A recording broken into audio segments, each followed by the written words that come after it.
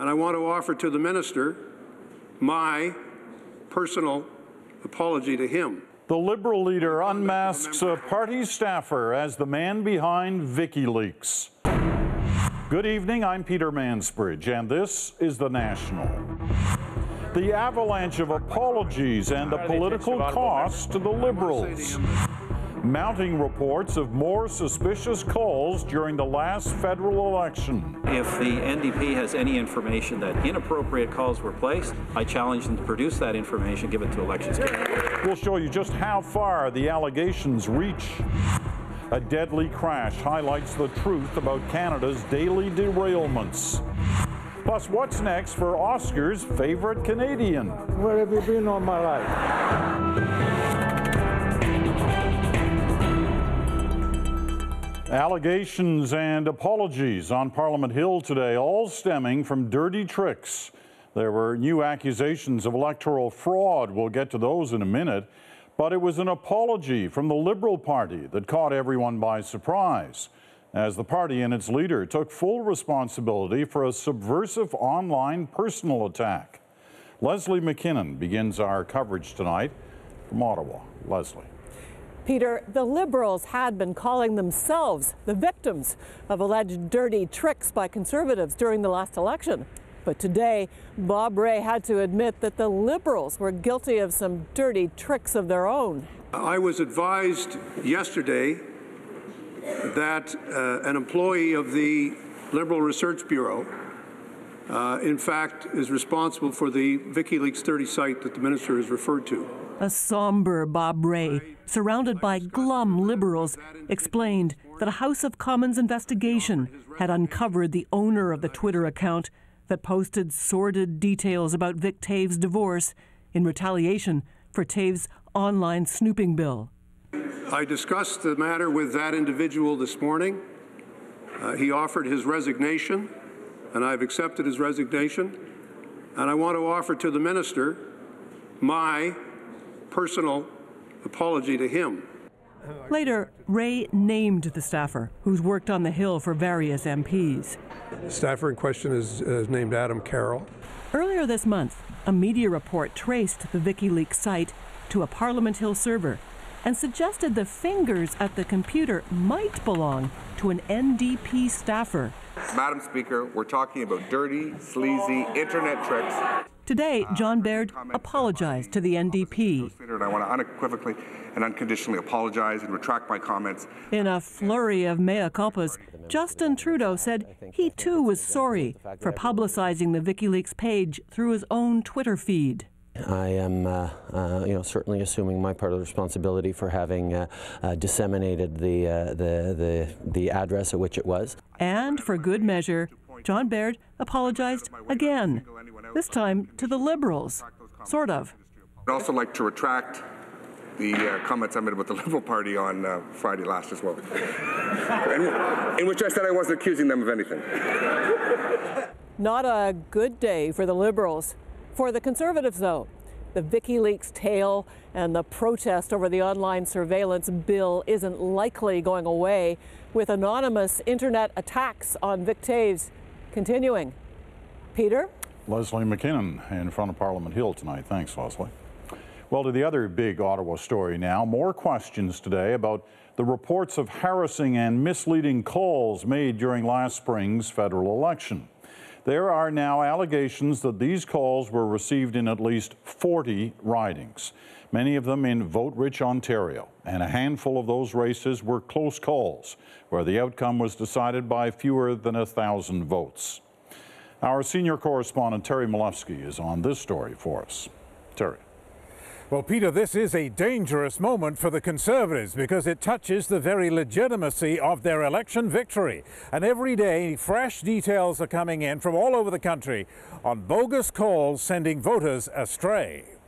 Well, I think what's happened here, Terry, is that there's a plan here to affect the outcomes in ridings across Canada. Just one example is the Ontario riding of London West, where Liberal Doug Ferguson was defeated. He says his supporters got calls sending them to the wrong polling station, and they recorded one of them. And you'd be going to vote at the Emily Carr Public School. That was false, the wrong side of town. And Ferguson says Liberals also got harassing calls claiming to be from his campaign. When you're messing with an election itself, that is the fundamental basis of our democracy. If you're trying to mess with that goes beyond the pale. Another new example is in Edmonton Centre. From what I understand, there were real people and robocalls, so there was a concerted effort in confusing the voters. Yet another case is Thunder Bay. It's emerged that a call centre in this mall followed a Conservative Party script in misdirecting voters. The former manager of that centre does not admit to the misdirecting part, but he does admit to calls getting aggressive. A lot of people just don't want to tell people who they're voting over the phone, so things like that. But there were times where I could tell you that maybe the agent wasn't exactly very polite. But in Parliament, mere rudeness was not the issue. Fixing elections means that by-election could be called. People could end up in jail. The Prime Minister must be tough on crime. The Prime Minister usually skips question period on Mondays, but he showed up today to plead innocent. Calls and questions are calls the Conservative Party of Canada placed to its own supporters, Mr. Speaker. Harper claimed that his party only called its own troops, and he dared the opposition to prove otherwise. If they have any information, I challenge them to produce that information, give it to Elections Canada. But the opposition was in full cry. Impersonating an elections official to interfere with the right of a Canadian to cast their ballot is not free speech, it's a criminal offence. The Conservatives insisted they want a full investigation.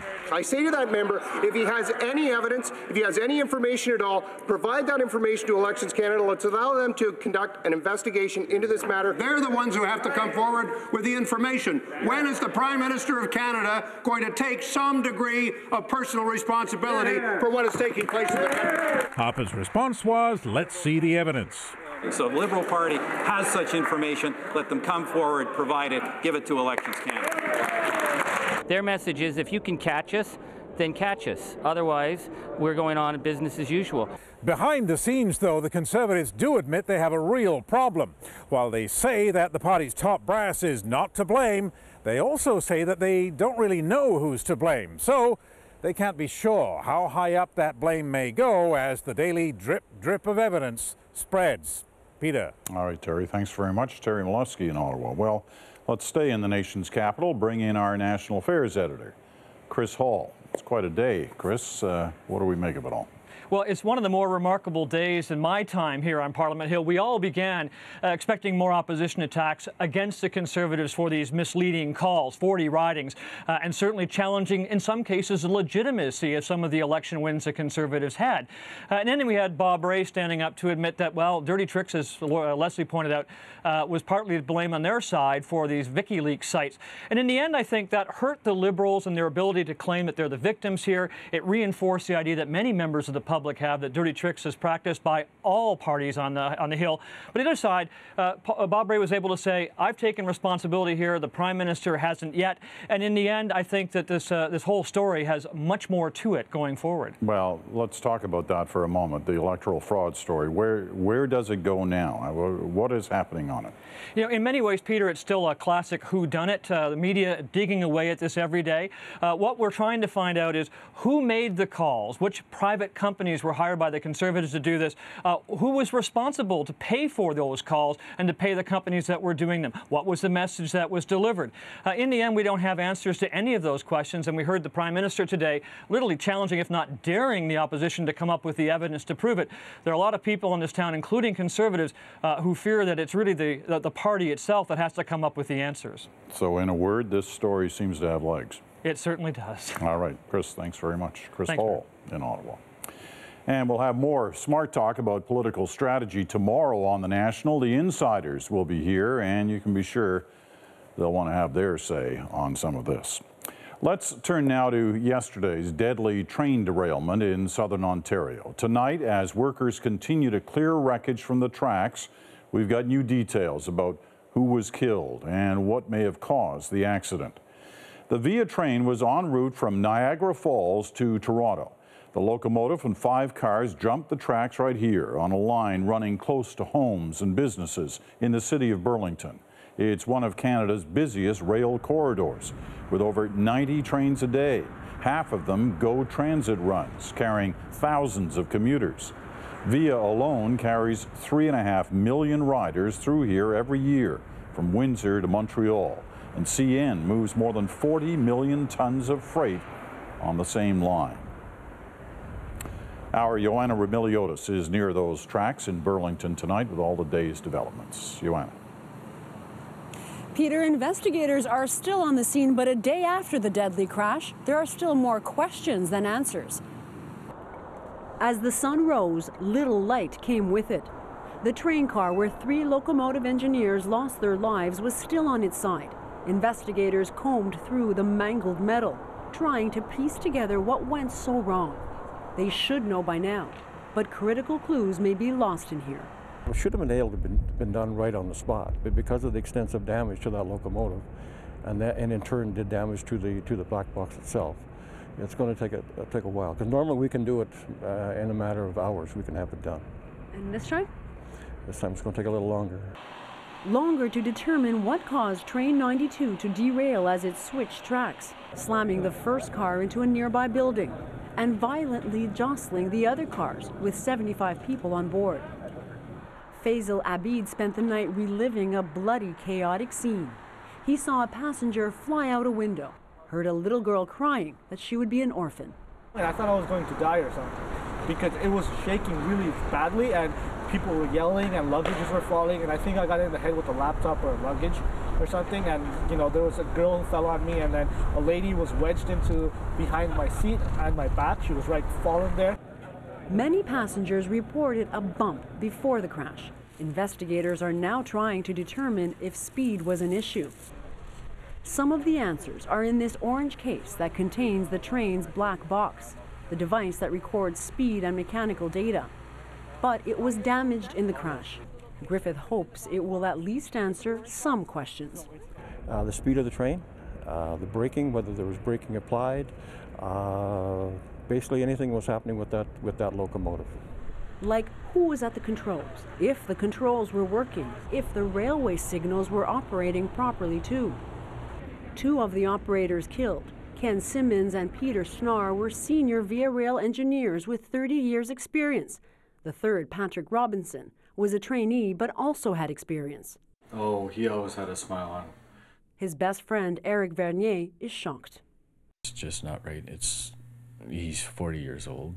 He shouldn't, it should have never happened. And his kids, he's leaving 2 kids behind. By late this afternoon, Via hauled away 3 of the upright cars, and the company's CEO headed off to offer his condolences to the victims' families. Investigators say they face another sleepless night combing through what evidence they do have. They hope what is in the black box will provide some answers by tomorrow. Peter? All right, Joanna, thanks very much. And police in Burlington have another big question. They're keen to know the condition and location of a dozen passengers who left the scene of the train accident. The passengers are being urged to contact Halton Regional Police. Yesterday's crash was Canada's first deadly passenger train derailment in years, but it's pushed the issue of track safety squarely into the spotlight. The question today, should rail passengers worry, or was this an isolated incident? Our John Lancaster has some answers. Toronto's Union Station is where Train 92 was heading yesterday before it derailed. Today, passengers were back on the tracks. What are the chances that it's going to happen 2 days in a row? Well, I'm fine, you know, accidents happen every day, so. They do happen every day. According to Transport Canada, there were about 1,100 train accidents across Canada in 2010. More than half involved derailments. Oh, I'm not surprised. Emile Terrien has been studying rail safety for years. He says in 1999, Ottawa decided to stop random safety checks of rail lines and trains. Ever since, it's been up to railways to manage their own safety systems. This awful thing in Burlington should be a wake-up call. I think Canadians would be shocked to realize how little involvement the federal government has in railway safety. For 13 years, Mr. Speaker, they sat by and they watched the rail situation, rail safety in this country, go down the tube. Ottawa has pondered and pointed plenty of fingers. Recently, $72 million was earmarked for improved rail safety, mostly at car crossings. But for those on the trains, the dangers are increasingly hard to ignore.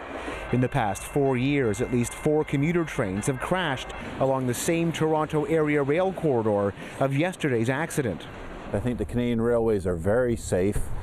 Barry Prentice of the University of Manitoba says rail travel is safe. The only reason that this is actually newsworthy is it's so rare. I mean, that speaks to the great safety record we have, not the problems.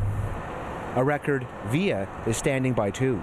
Despite this very tragic accident, I can assure you that rail travel is still a very safe way to travel. 1 in 8 Canadians rode the rails last year. Statistically, it remains one of the safest ways to travel. Peter. All right, John. Thank you. John Lancaster. And for much more on this story, head to our website, cbcnews.ca. Jury selection began today for a man accused of assaulting and killing 8-year-old Tori Stafford. We'll hear from her father about what he's going through as the trial begins. And I didn't think this could ever happen, in this country, right? A BC man goes public after his wife gives birth in a hotel bathtub. Why they say they couldn't count on the public health system. Plus, Vancouver's colorful past, a one-of-a-kind tribute to everyday people.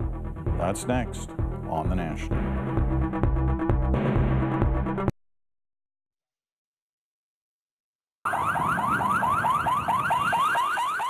In Afghanistan, more retaliation for the burning of Korans at an American airbase last week. Today, 9 people were killed and at least 10 others injured after an airport suicide bombing. 4 of the wounded are NATO personnel. The Taliban has claimed responsibility.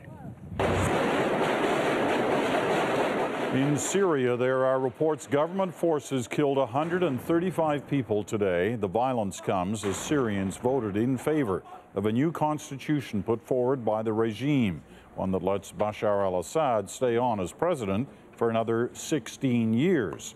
Critics around the world are calling the vote a sham. And in Russia, government-controlled broadcaster says security forces have stopped a plot to kill Prime Minister Vladimir Putin. But some are questioning the timing of the story. The plot was exposed nearly 2 months ago, and critics say it's only being reported now to help Putin in Sunday's presidential election.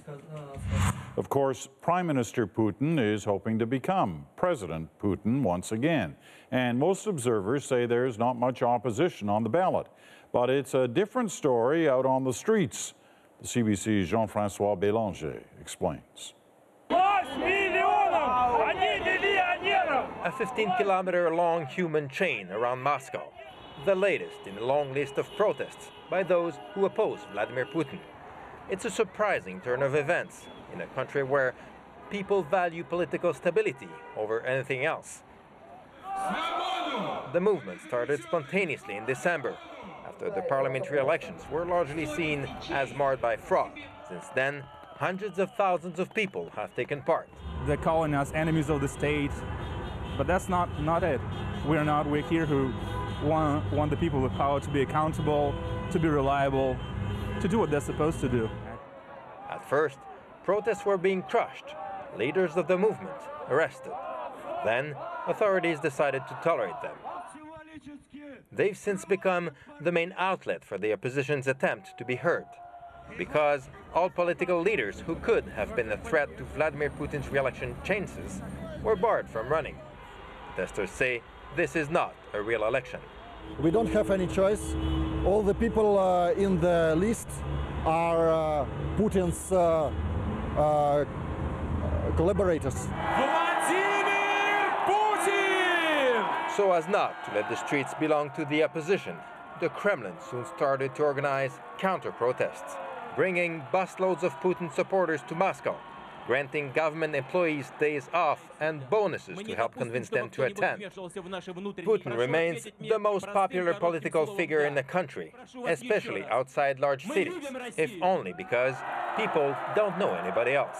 We support Putin because his politics are clear and easy to understand for simple people like us as the supporter.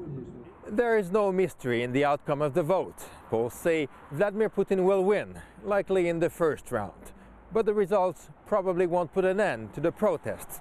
The anti-Putin opposition here is determined to make itself heard, one way or another. Jean-François Bélanger, CBC News, Moscow. South of our border now, and to an all too familiar story. A school shooting, an allegedly bullied teen, and a community in mourning. The CBC's Paul Hunter has the details. We have an active shooter at the high school. Repeat, active gunshots at the high school. It is a scene that has played out in this country 71 times just since the year 2000. Sergeant, we have 3 students down in the cafeteria at this time. We still don't know where the shooter is. Aerial shots, flashing lights, a stunned crowd of teachers, parents, students, and the victims.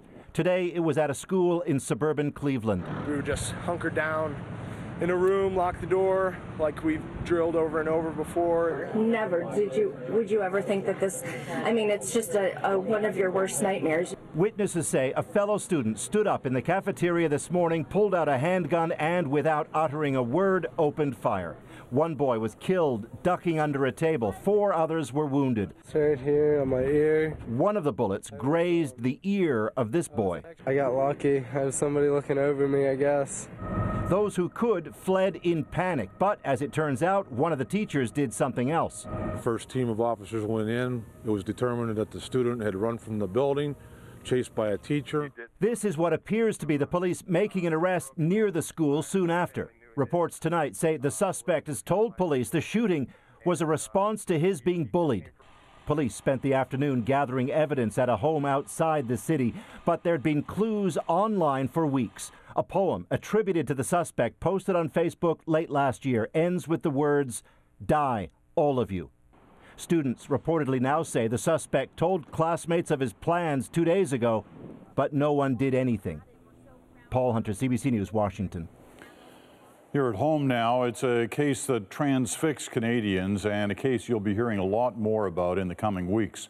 Today, jury selection began in the trial for the man accused of killing 8-year-old Tori Stafford. Her father spoke to the CBC's Neil Coxell about life now without his little girl. Her smile etched in stone, her name signed in her own 8-year-old script. This is what Rodney Stafford clings to. She was a very, very fun little girl. That's how I remember her. Stafford holds those memories close, but says he can't forget how his daughter died. He knows those details because Terry Lynn McClintock has already pleaded guilty to first-degree murder. Hearing that plea meant Stafford heard a detailed account of his daughter's final moments. The details of the murder are under a publication ban. The information that I know, people need to know it to know that this stuff's out there and this happens to kids, like our children. But at the same time, it's so horrific. You don't want them to see it. So what do, right? Knowing he will be sitting in court just a few rows away from the other accused, Michael Rafferty, enrages him. More or less what I've been told is my daughter's gone, accept it. I can't. No, I want to have my say. And many people in Woodstock, whether they knew Victoria Stafford or not, are angry too. Their emotions are just part of the reason Michael Rafferty's trial is being held in London. Concerned neighbors, complete strangers, were part of the search for Victoria. This is exactly how we feel. This innocent little child at 8 years old was snatched from us, stolen from us. Pastor Keith Bishop's church held an emotional memorial for Victoria in 2009. Now the community that came together is changed. Any innocence that we may have had as a community was lost. It was lost. Fewer unlocked doors, fewer children allowed to walk home alone. Less trust, and for Rodney Stafford, no escape. There's never any closure. The only closure would be Victoria coming home.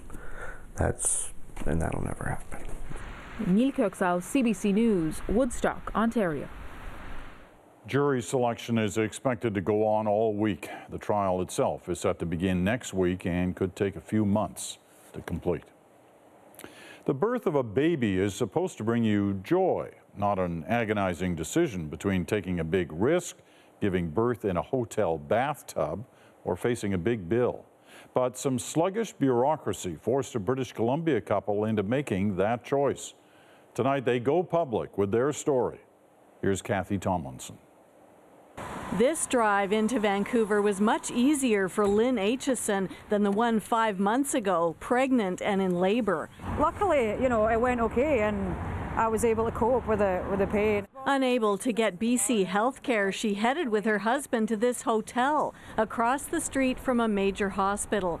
She gave birth in the hotel room bathroom with a midwife and no medication. We really just wanted to avoid the massive bills we were going to get if we did go to hospital. However, we did want to be near one. I didn't think this could ever happen, you know, in this country, right?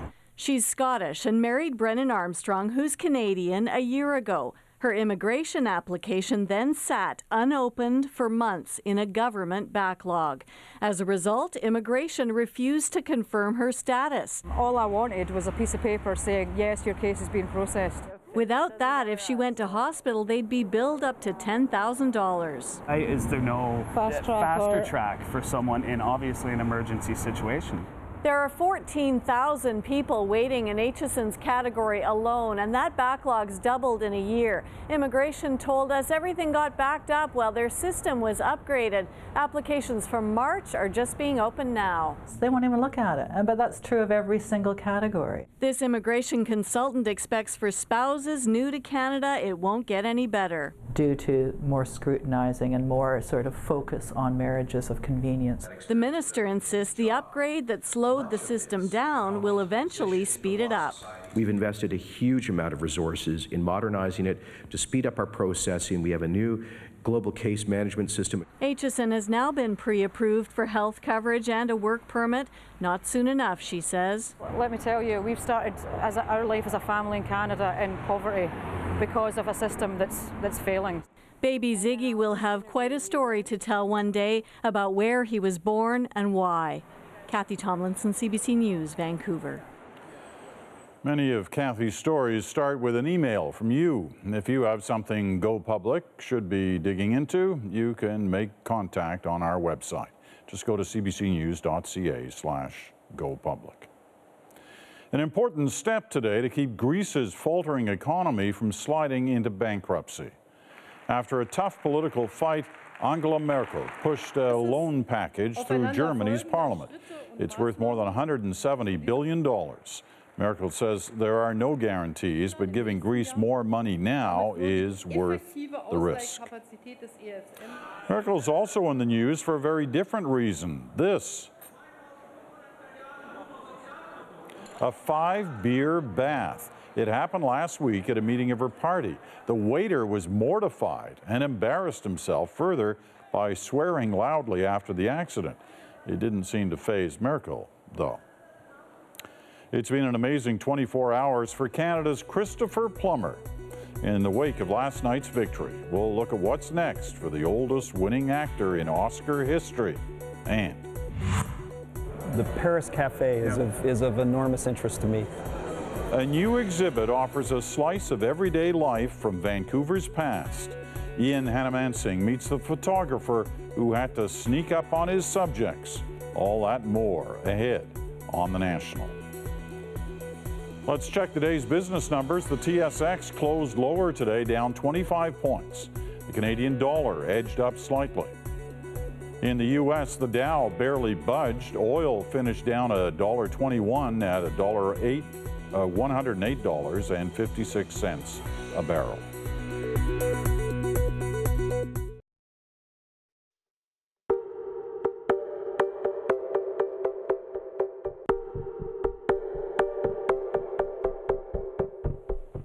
From the Rockies up above to the Pacific Ocean down below, there's No shortage of stunning scenery in Vancouver. But when photographer Fred Herzog took a look through his viewfinder, he saw something else, something now drawing rave reviews at a new show. We get our pictures from Ian Hannah-Mansing. Here's his special report. A new art gallery in what used to be a rundown industrial building.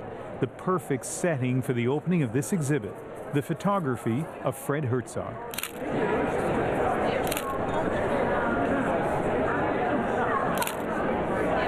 Collectors around the world are snapping up pictures like these for $4,000, $5,000, $6,000. Isn't this fabulous?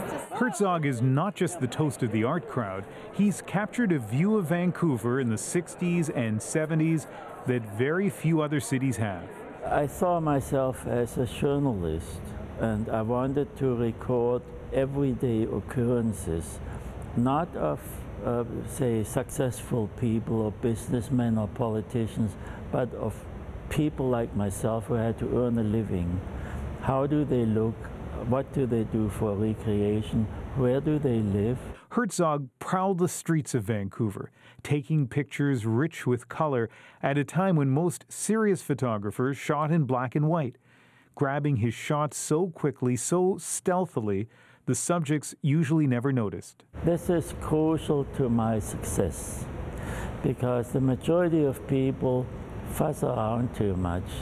First of all, they want to have perfect composition. Well, if you photograph people in unforeseen moments, there's no way to have perfect composition. You have to intuitively compose within a half a second and take the picture. I think it's very safe to say there is no sophisticated artistic record of a culture in the way that Fred has of Vancouver. And I would say that that record, that sort of personal, intuitive, engaged record that Fred made of this place is unprecedented. For Herzog, fame has come relatively late in life. He arrived in Canada from Germany in 1952, and fascinated by North America, took thousands of pictures. Now, with the help of gallery owner Andy Sylvester, he's selected the photos which adorn the walls here and the pages of a book that sold thousands of copies, not just in Canada and the US, but Europe as well. The Paris Cafe is of enormous interest to me. Ask Sylvester what he loves, and he certainly will talk about the artistry of the composition, the color, but also the subject, everyday life. Photography is ubiquitous now in the world, but what pictures count? Why do people want to come and make sense of these pictures?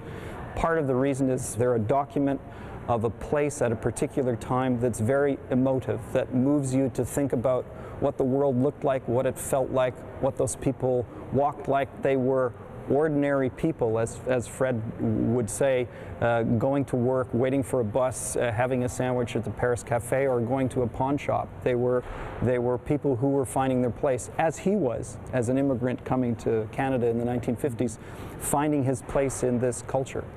Look how relaxed he is and how confident he is. The fellow with the bandage, and then there's the lady standing behind him.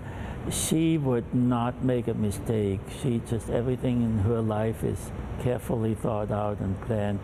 But he is truly an American. That person is not a German, and I say that without trying to stand on anybody's toes. In Germany, people are just too self-conscious to be out there with all this. And to stand there as relaxed as he just has a totally relaxed pose. He stands there like this, hey, guy, don't overlook me, I'm waiting for the bus or taxi or something. This is body language with an American elegance. I'm me, and don't you tell me nothing. You don't see people in other countries look that way. I like this picture too because there's so many titles in there. It was 60 years ago Herzog came to Canada. So much has changed since then. For me, these pictures are not just photographs, they are a daily account of how my life unfolded. I could almost say that these pictures are a diary that I've kept since the age of 20. And of course, a diary of a city. Not the postcard perfect view of snow-capped mountains and sparkling water, but but the ordinary made extraordinary, coveted by art lovers around the world. Ian Hannamansing, CBC News, Vancouver. So how have Fred Herzog's images gone largely unnoticed for decades? He shot most of them on Kodachrome, slide film, the same kind of film that used to record millions of family vacations. Herzog couldn't afford to have them printed and shown. Only now are all of those pictures being moved from slides to paper. Speaking of pictures, lots of people are talking about the Oscars today. But how many people actually watched? We'll tally up the numbers for you. And Chris is, without question, in a renaissance, and not just in the motion pictures, but also on stage. Hitting your stride at the age of 82. That's next on The National. Tomorrow morning on The Current with Anna Maria Tremonti. The woman who revealed Anne Frank was baptized by the Mormon Church speaks out about other posthumous baptisms. That's on The Current, weekdays at 8:30 a.m. on CBC Radio 1.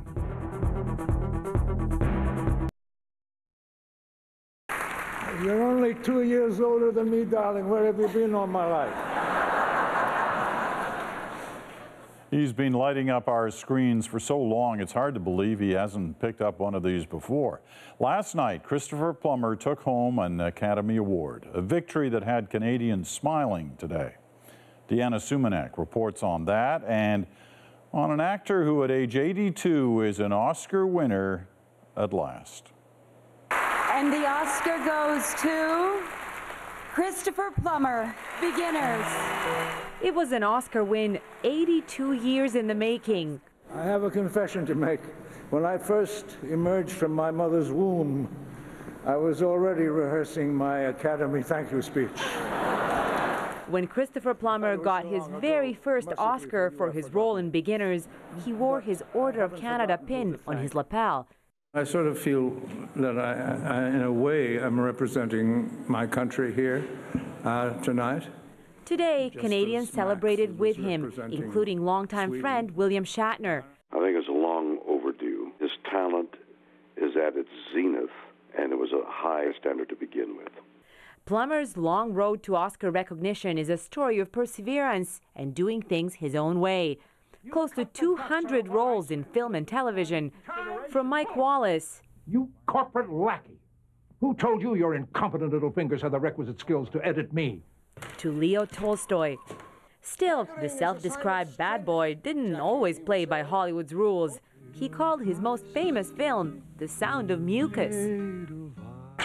It wasn't until 2010's The Last Station that the Academy finally took notice. But God knows you don't make it easy.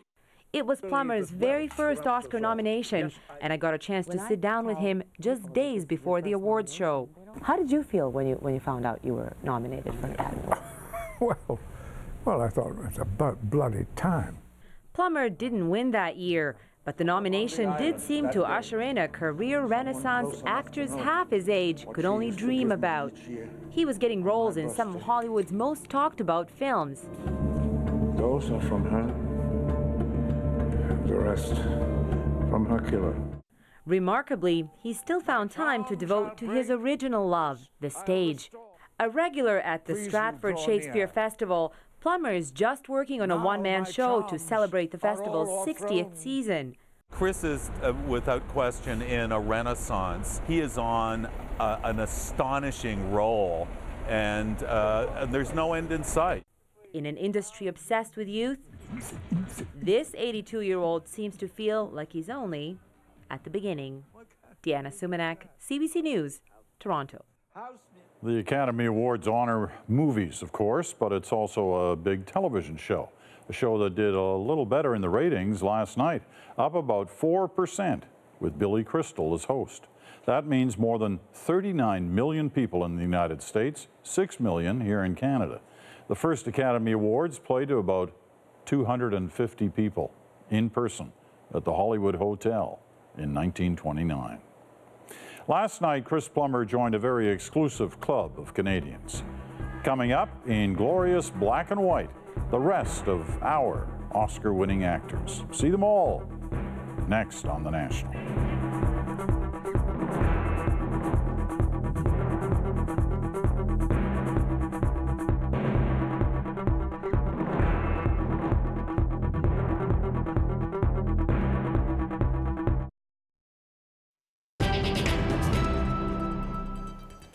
You may have felt a patriotic twinge seeing Christopher Plummer climb the stairs and claim his Oscar.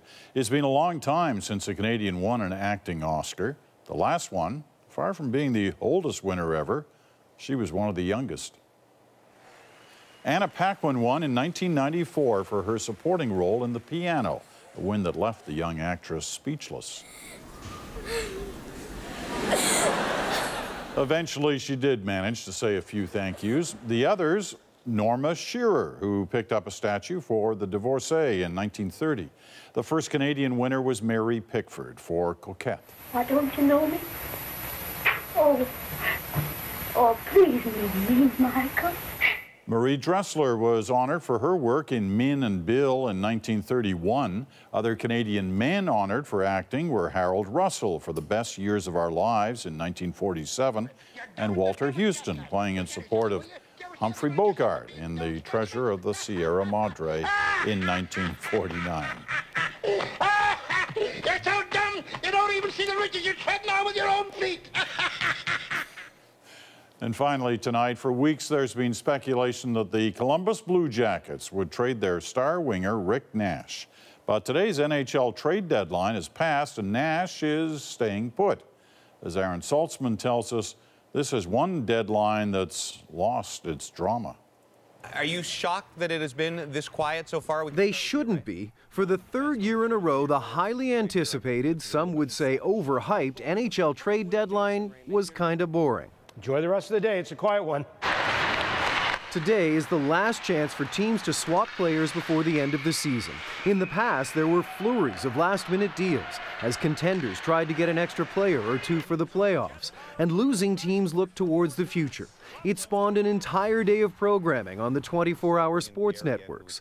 Lately, though, they just haven't had that much to talk about. It used to be a lot more interesting when there were more trades in general, when things were happening. And I think one of the real downsides of the salary cap era in particular has been the way that the trade market has dried up most of the year.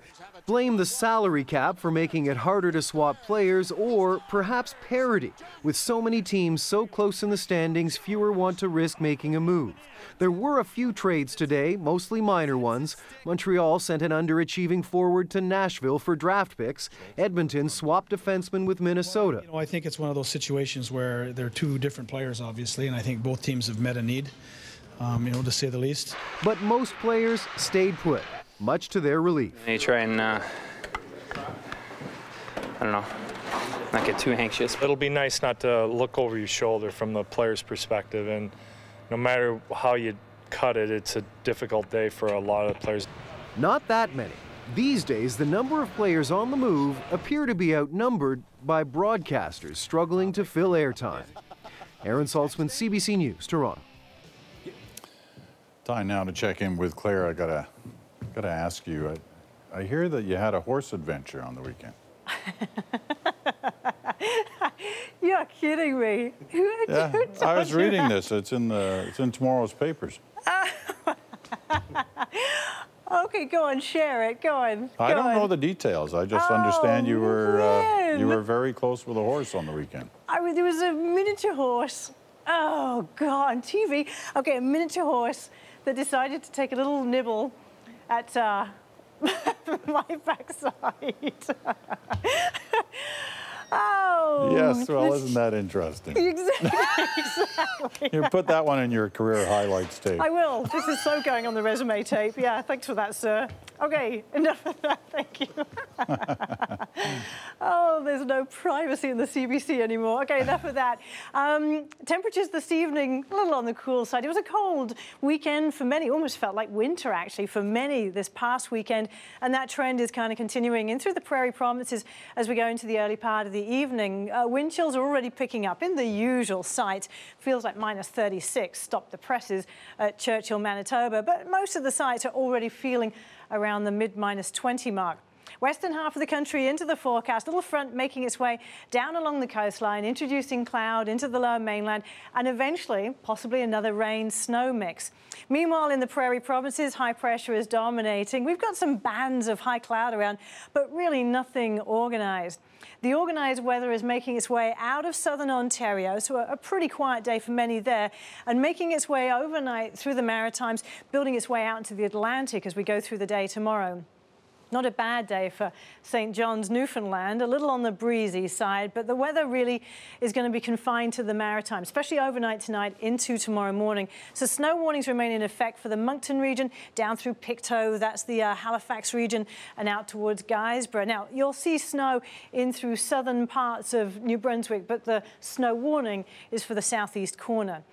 Many will see temperatures sort of holding tonight and then rising during the course of the day tomorrow in the Maritimes, but a fair amount of snow to be had in the meantime. Parts of PEI picking up anywhere from 10 to 15 centimetres. There's your clearing up kind of day, Ottawa and Montreal, and a mixed bag of sunshine and cloud in through Toronto. Western half of the country, really not too much going on. It's going to be a chilly night tonight. Wind chill readings especially in through Saskatchewan and Manitoba around that mid-20 mark, and some patchy fog around, I think, in through Saskatoon and Regina. Once you get into Alberta, it's not bad. Out on the west coast, there's the messy mix showing up. Highs in Yellowknife tomorrow to around -15 degrees. You totally put me off my game for that one. Back to you, sir. Let's watch those horses, especially those miniature ones. Thanks, Claire. Claire Martin at the CBC News Weather Center in Vancouver. That's the National for this Monday night. I'm Peter Mansbridge. Thanks for watching.